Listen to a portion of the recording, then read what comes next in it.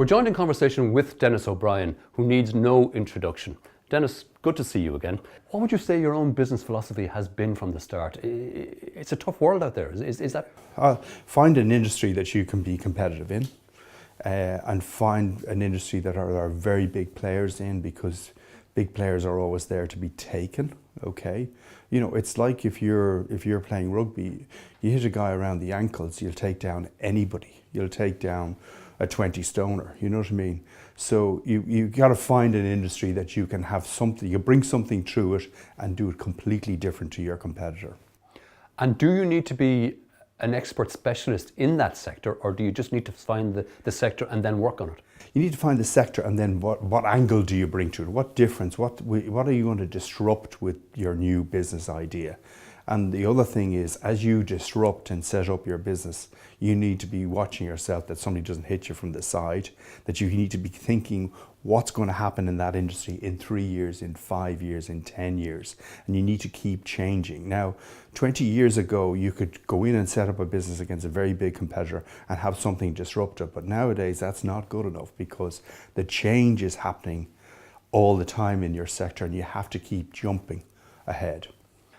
And how important in growing a business is it to build good people around you and to listen to them? Well, it's the most important thing, because I'm a very good salesperson.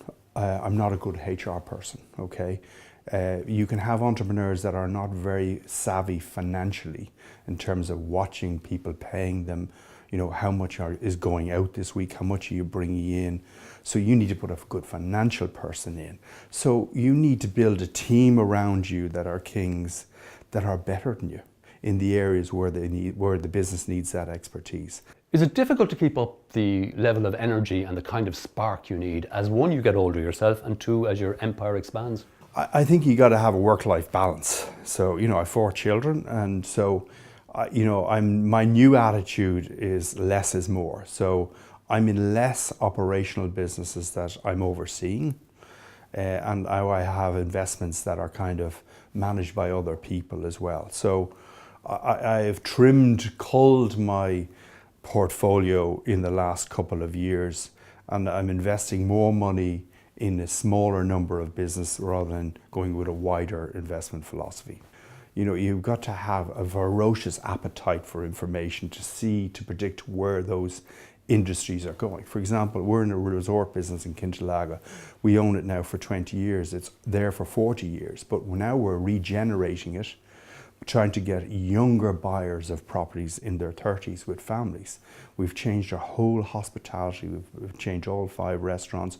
We've changed our golf courses. We're building a new top-notch, like Real Madrid quality sports center. So we're rejuvenating that. My wife is really doing that, but it's both our idea is like rejuvenate the place as quickly as possible, because keeping a business the way it is today, and you say, oh, I'm delighted, it makes £1 million. It won't be making £1 million in 2 years unless you change it.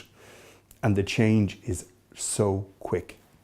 What would your key piece of advice be to somebody thinking of setting up their own business? Look, if somebody has a business idea and they employ themselves, okay? So if you take a young woman of 22 and she says, okay, I've gone through college, or I've worked for 4 years or whatever in a business, I've got my business idea.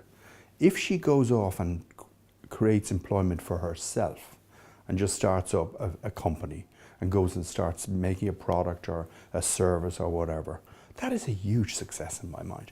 Then she might add a second, a third, a fourth, a fifth person. That's fantastic as well.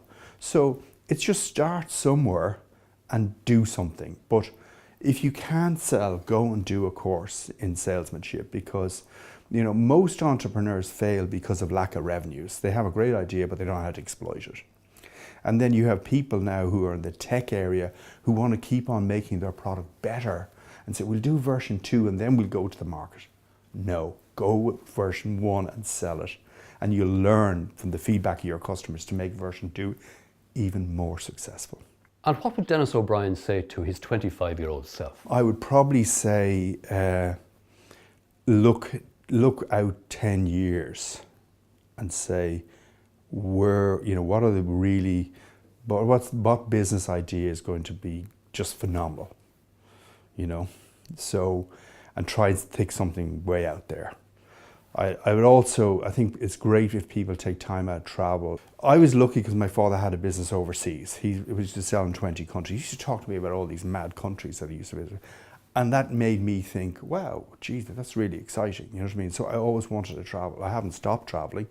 But, you know, he went to Trinidad, you know, selling horse care products there to the racing stables. I'm in Trinidad with a mobile business. You know, I would go to North Korea, for example. I would go all over Africa. I'd take time out and look at things and just look at sectors and see where the changes are going to be. Denis O'Brien, thanks indeed. Thank you.